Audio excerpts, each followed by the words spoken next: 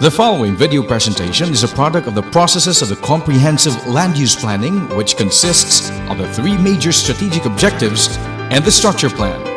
The result is a proposed land use plan of Mandaue City.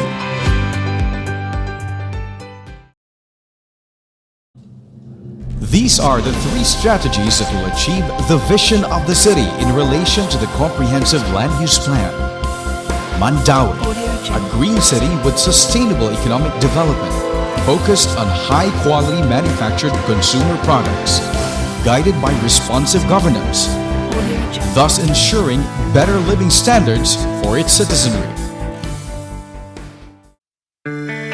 Strategy number 1 will address the social challenges on housing and education. The two most critical social issues are on housing and education subsectors. Illegal settling starts with the migration of laborers from nearby provinces, coupled with a high cost of land. To eradicate the vicious cycle of professional squatting, non-conventional ways are conceived, such as private and government initiatives. Innovative housing. Tax incentives will be given to private entities that provide socialized apartments. The city government will build public socialized apartments by converting already existing socialized housing settlements. Establishments are encouraged to provide living quarters for the employees to address their housing problem. This effort will also be subject to a tax incentive. Transitory housing development is a housing project with a livelihood component. Families will be assigned at the top floor and their floor assignments will be graduated until such time that they reach the lowest floor and they become self-sufficient. Balik Probinsya program aims to bring non-productive individuals who are not Mandaue citizens to their home municipalities. The map shows socialized housing sites in brown color. The two red dots in Barangays Kanduman and Barangay Look are the proposed Kasamtangan Puloy-anan. The issues affecting the quality of education for Mandauehanons are classroom needs and the new entry of the K+12 program of the government. The programs and projects include disaster-resilient multi-story schools for existing and new sites, and public-private partnership for infrastructure and training programs for K+12. The map shows locations of existing public elementary schools and the corresponding 400-meter radius. 400 meters being an ideal walkable distance for a 10-minute hike to and from residences. The yellow shade represents existing residential areas not yet covered by the said radius. There is therefore a need for new school sites to be located on the uncovered residential communities. The same situation goes for the secondary school sites. On the issue on environment, the objectives are clustered into waste reduction and land management. The map shows barangays clustered into 5 according to its geographical characteristic. These are Kabukiran Cluster for the mountainous barangays, Butuanon Cluster for the Butuanon River tributary, Mahiga Cluster for the Mahiga River tributary, Kadagatan Cluster for the coastal barangays, Centro Cluster for the heavily built-up area. Presently, this map is used for disaster risk reduction management as well as solid waste management. The present landfill within Mandaue cannot cope with the demand of per capita waste generation. Hence, there is a need to use private landfill outside the city. In line with this, there is a need to further reduce waste at the household level. This will also save the tipping cost of the outside private landfill. In addition, the city as well must adopt a contingency sanitary landfill within its jurisdiction. On land management, Mandaue is among the top LGUs in the province that is susceptible to flooding. Thus, there is a need to restore and preserve major waterways, especially those within private properties. The map shows the major water catchment areas that would be useful for management of drainage system and flood control. Groundwater replenishment.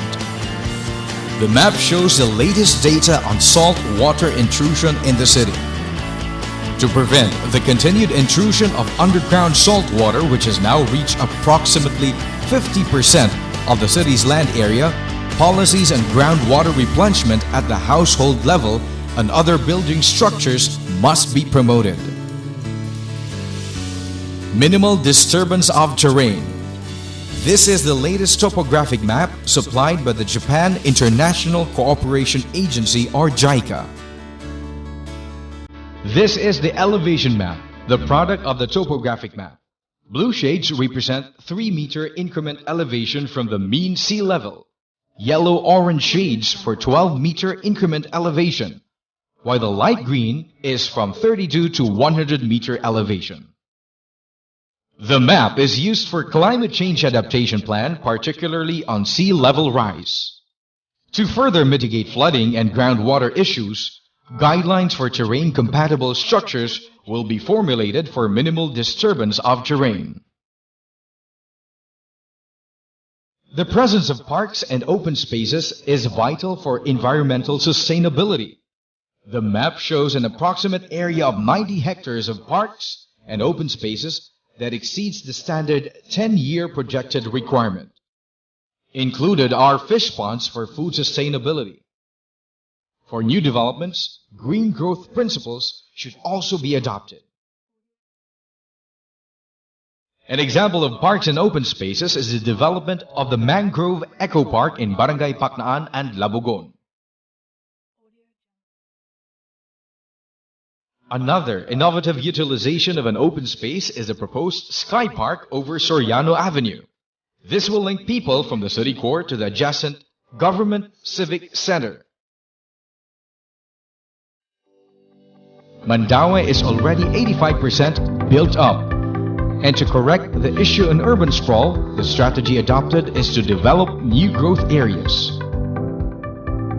On the other hand, establishing connectivity is also needed to link and access these new growth areas. This diagram is a finger-stellar type of development. The pink area represents the city core and the road networks are radiating from the core. This type is similar to the existing urban structures of the city. Under this existing situation, the crowding of locators in the core will lead to a spillover of new establishments along main roads, resulting to traffic congestion on these major roads as well as the core. Ideally, traffic along major roads is fast-moving, while secondary roads within the core is slow to prioritize pedestrian traffic. To correct the disadvantages, this is the preferred urban structure where the new growth areas or development nodes are linked with radial circumferential roads. This type of structure redirects and decongests development away from the urban core. These new independent development nodes or planned units of development applies the live-work principle for the neighborhood while supporting the core as the seat of government. These are the PUDs that will be considered in the revised zoning plan. These PUDs have distinct themes so as not to compete with each other. The City South Special Economic Administrative Zone, which is not yet fully developed, will be the Civic and Trade Center development. Within this PUD are the initiated projects that are aligned to its theme.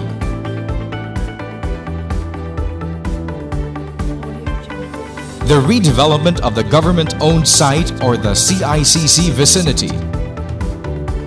Project Diana, a mixed-use development comprised of high-rise buildings. Mandaue Bay. The Mandaue Bay, which features the boulevard, the Green Strip, and the waterfront.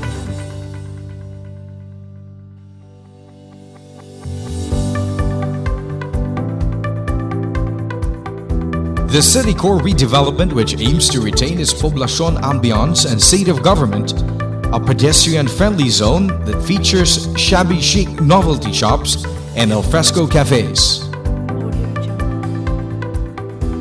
The Light Intensity Industrial Park development in Barangays Tingub, Tabuk, and Pagsabungan is a proposed joint venture among several lot owners. This is unique in that the existing residential subdivisions can coexist with the development of the idle lots into a light-intensity industrial use. The captured market of this PUD are high-end residential condominiums and commercial establishments with structures that are terrain compatible and considers disaster risk reduction management and climate change adaptation concerns being in a coastal area. Aside from the areas within the city that are zoned as medium-intensity industrial, this is solely a medium-intensity industrial development adopting a localized PEZA scheme. This PUD is devoted for 5-star resort hotels which will feature Mandaue globally. This includes a stadium which will be an anchor landmark in the area. This also features trendy and thematic parks like skateboarding, BMX, wall climbing, wakeboarding, and the Mangrove Eco Park.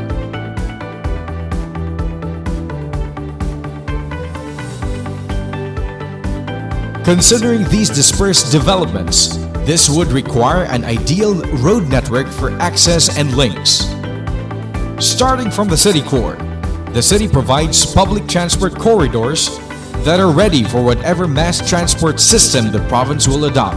This includes the Cebu North Hagnaya Wharf Road, AS Fortuna Street, and AC Cortez Avenue, a cargo transport corridor along Owano Avenue, Plaridel Street, Tucansaga, and UN Avenue.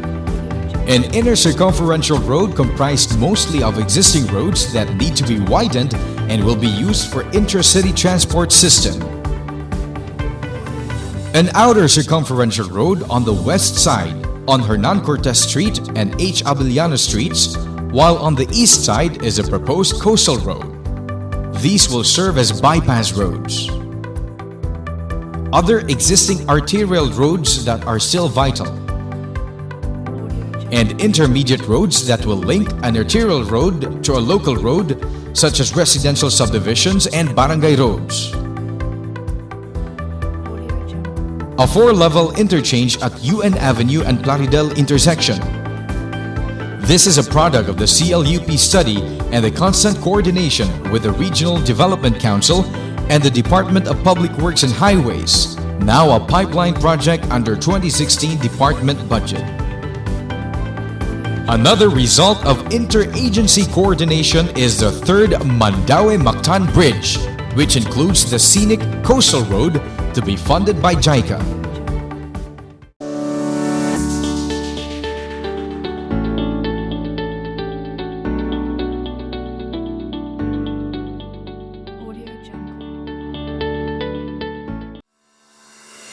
The major planning areas are divided by the Butuanan River and UN Avenue as the X-axis and the Cebu North Road as the Y-axis.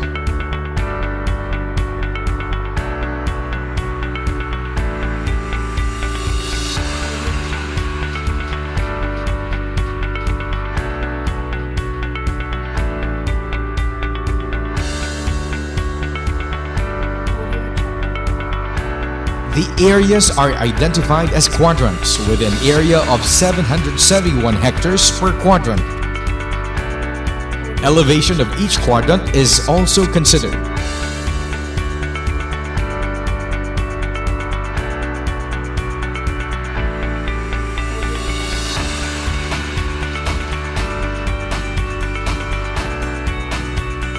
Dominant existing land use for quadrants 1 and 2 is commercial, which complements Cebu City's Trade and Commerce Road. For quadrants 3 and 4, industrial use is predominant, complementing the industrial expansion of North Cebu. the ideal live or residential area are quadrants 2 and 3, as these are away from the coastal area and is of higher elevation from the mean sea level that is in line with the disaster risk reduction management and climate change adaptation principles. This is also consistent with the existing residential use with Cebu City. In consideration with the aforementioned situations, the principle of live-work is adopted in the proposed land use. With this structure, the north and south quadrants can therefore sustainably exist independently. There will be reduced people and vehicle traffic between north and south areas of Mandaue. This is the proposed zoning map. The city core, historical strip, the 5 planned units of development, trade and civic center, light intensity industrial park, residential commercial mixed use development, medium intensity industrial park, recreation and tourism development, the protected areas, parks and open spaces such as the Green Corridor, Kabangkalan Wetland, mangrove areas in Pacnaan and Labugon, and the rest. The Butuanon River as a Green Corridor. Aquaculture zone where the existing fish ponds are retained for food sustainability. Government utilities such as septage treatment facilities, sanitary landfill, and others. Socialized housing sites are located citywide, as these are on-site developments where residents are close to their working areas. The residential zones are graduated from high to light density, starting with Barangay Subang Dako and the Banilad areas as high-density residential zone. Barangay Kabangkalan to Barangay Kanduman as medium-density residential zone, and Barangays Tawason and Kasili are solely devoted as light-density residential zone. Medium-density commercial. High-density commercial zones are strategically located in areas with multiple access, thereby minimizing traffic impact. Aside from medium-intensity industrial parks, the rest are assigned as medium-intensity industrial zones. The rest are spot-zoned as industrial for existing high-impact manufacturing establishments. Aside from the land use map, a road network overlay is established to determine the hierarchy of road functions such as arterial, intermediate, and local roads. This is to determine the road right-of-way widths, setbacks, and new road openings, policy and street parking, and other parking system requirements, and as a guide for orderly installation of utility facilities. Another is a waterway and catchment overlay which specifies easement widths for no-build zones that is important for management of drainage system and flood control. This also identifies the Green Corridor, which sets access roads, pocket parks, landscaping, and mini dams. When the benefits outweigh the challenges, a vision is realized. A vision continually being built for the future of Mandaue City.